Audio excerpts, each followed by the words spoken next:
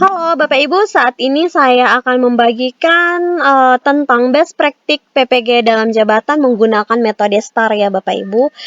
Ini adalah contoh milik teman saya yang juga sudah lulus UKM PPG baru-baru Bapak Ibu. Jadi ini adalah best practice milik teman saya menggunakan metode STAR. Nah, sebelum kita membahas tentang best practice ini, saya minta untuk Bapak Ibu jangan lupa like, komen, dan subscribe YouTube channel saya, oke? Nah, best practice PPG dalam jabatan menggunakan metode STAR. Nah, di sini ada judulnya, yaitu penerapan model problem based learning untuk meningkatkan kemampuan peserta didik dalam menyelesaikan masalah kontekstual yang berkaitan dengan determinan matriks berorder 2x2 di kelas 11 MIA 1 SMA Negeri HRKKE.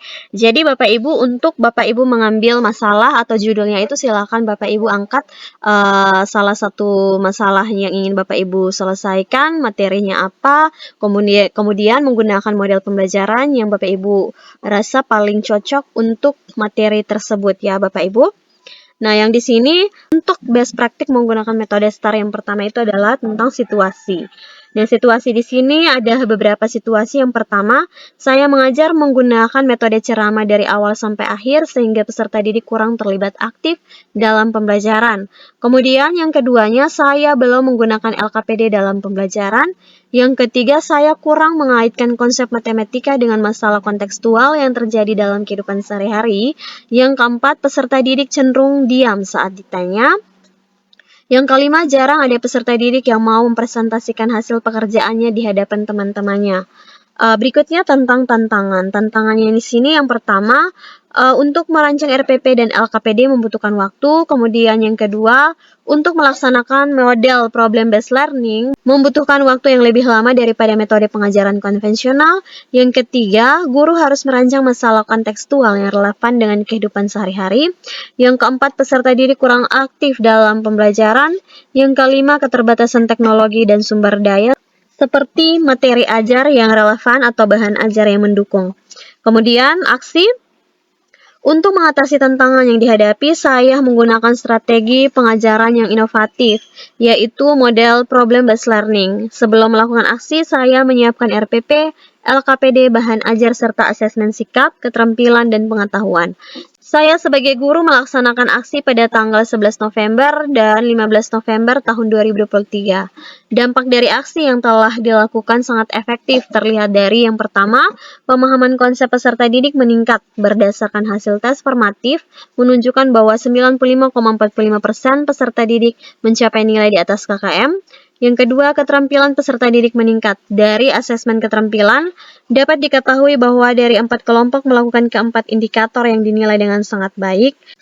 Kemudian yang ketiga, sikap peserta didik sangat baik. Dari hasil asesmen sikap, yaitu bekerja sama, diketahui bahwa peserta didik menunjukkan sikap selalu konsisten terhadap aspek sikap yang dinilai, yaitu rata-rata skor kerjasama 3,71, dan hasil analisis sikap tanggung jawab diketahui peserta didik menunjukkan sikap selalu konsisten terhadap aspek sikap yang dinilai dengan rata-rata skor tanggung jawab 3,91.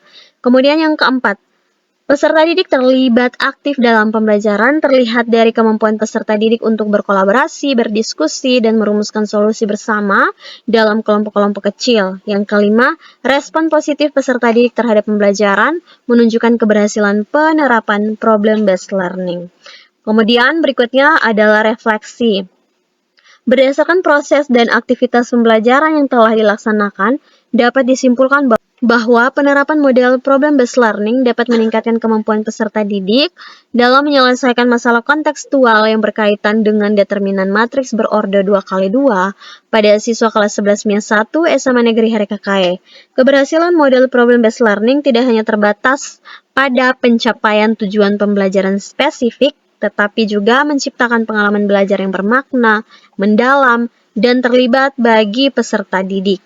Lingkungan pembelajaran yang demikian tidak hanya membantu peserta didik menguasai konsep matematika, tetapi juga membentuk keterampilan dan sikap yang mereka butuhkan untuk menjadi pembelajar seumur hidup yang sukses. Nah, di sini adalah hasil belajarnya, ada penilaian pengetahuan, penilaian sikap. Kemudian di sini ada lampiran-lampiran dari hasil belajar peserta didik, baik pengetahuan maupun penilaian sikap. Kemudian ini juga ada foto kegiatannya. Nah, di sini yang terakhir ada diagram penilaian hasil belajar peserta didik, ada diagram penilaian pengetahuan. Birunya di sini itu keterangannya berarti tuntas dan orange-nya itu tidak tuntas. Begitu juga dengan penilaian sikap, ada diagram ini. Berarti ada orange-nya itu ada sikap tanggung jawab dan birunya itu ada sikap bekerja sama. Dan juga ada lampiran hasil evaluasi peserta didik juga ditambahkan di sini.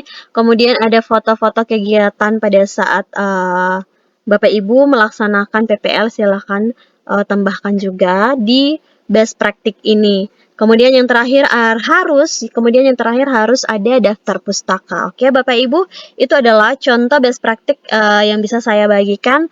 Jika Bapak Ibu ingin mendownload best practice ini untuk dijadikan referensi dalam Bapak Ibu menyelesaikan best practice milik Bapak Ibu, silakan Bapak Ibu mendownloadnya di kolom deskripsi video ini. Oke, Bapak Ibu. Kemudian saya ingatkan bagi Bapak Ibu yang belum subscribe YouTube channel saya, silakan di-subscribe YouTube channel ini. Kemudian jangan lupa untuk like, komen juga, dan bagikan video-video saya. Oke, terima kasih. Sampai jumpa di video selanjutnya.